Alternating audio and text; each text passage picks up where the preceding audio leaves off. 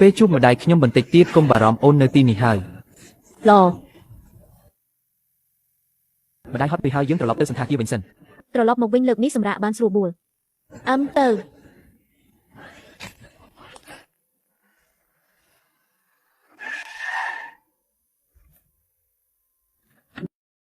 លោកយាយជីវ័នលោកយាយទៅអង្គុយនៅកន្លែងទទួលភ្ញៀវសិនទៅខ្ញុំទៅចុះឈ្មោះចូលជូនលោកយាយបានយ៉ាងនឹងទៅផ្សំយប់នេះហៅសៀវយ៉ាទៅយើងទៅញ៉ាំអាហារពេលល្ងាចខ្ញុំត្រូវទៅយកជីវ័នពីសាលារៀនទៀតពួកឯងទៅចុះអីចឹងនាំអត់ទេខ្ញុំត្រូវទៅនៅជាមួយប្រពន្ធអរគុណទៅប្តីកុំគិតថាធ្វើបែបនេះខ្ញុំនឹងទទួលយកអ្នកបាន9 ឆ្នាំហើយខ្ញុំក៏មិនខ្វល់ថាអ្នកទទួលយកដែរ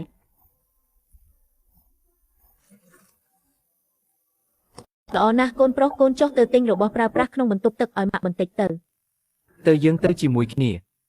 ល្អឯងនៅទីនេះអត់អីទេអ្នកទៅចុះខ្ញុំនៅជាមួយម្ដាយរបស់អ្នក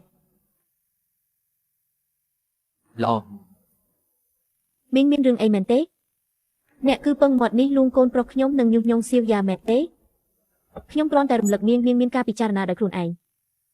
កាលនៅប្រទេសស្វីសខ្ញុំគួរតែឲ្យពួកគេបានខ្លាចជាប្តីប្រពន្ធនឹងគ្នានោះសៀវយ៉ាមិននឹងមកលំបាកជាមួយអ្នកបែបនេះអ្នកគ្រាន់តែគិតពីគ្រួសារអ្នកអត់ទេយ៉ាងណាអ្នកធ្លាប់គិតទេថាកូនប្រុសរបស់អ្នកចង់បានអ្វីកូនប្រុសខ្ញុំចង់បានអ្វីខ្ញុំដឹងច្បាស់បំផុតមិនដល់វេនអ្នកមកបង្រៀនខ្ញុំទេអ្នកជាអ្នកណាខ្ញុំគ្រាន់តែខ្វល់ពីសៀវយ៉ាល្អអ្នកចង់ខ្វល់ពីអ្នកណាខ្វល់ទៅចំណែកលួយវៀនចាប់ពីពេលនេះទៅខ្ញុំជាអ្នកមើលថែទាំងអស់ក៏មិនដល់វេនអ្នកមកជ្រៀតជ្រែកជីវិតពួកយើងដែរសន្តាគារក៏មួយសប្តាហ៍ក្រោយមកបើចង់ស្នាក់នៅបងថ្លៃបន្ទប់ខ្លួនឯងទៅអ្នកមិនបានអ្នកលឿនម្លេះមានរឿងអីមែនទេបងស្រឡាញ់អូនប្រពន្ធរងចាំបងបន្តិចម៉ាក់អីវ៉ាន់ទិញមកវិញជូនម៉ាក់ហើយប៉ុន្មានឆ្នាំនេះគឺនាងតែងតែនៅក្បែរខ្ញុំមានតែនាងទេដែលយល់ពីខ្ញុំដូច្នេះខ្ញុំមិនអោយអ្នកចង្អុលមុខជានាងទេអ្នកមិនខឹងទេអីដែលខ្ញុំទៅតែនិយាយម្ដាយរបស់អ្នកគាត់ចិញ្ចឹមខ្ញុំប្រកាសជាមិនបោះបង់គាត់ទេប៉ុន្តែមិនមែនមានន័យថាគាត់ធ្វើខុសហើយការពីគាត់នោះទេទៅថ្ងៃមុខបើអ្នកត្រូវនិយាយគឺនិយាយទៅ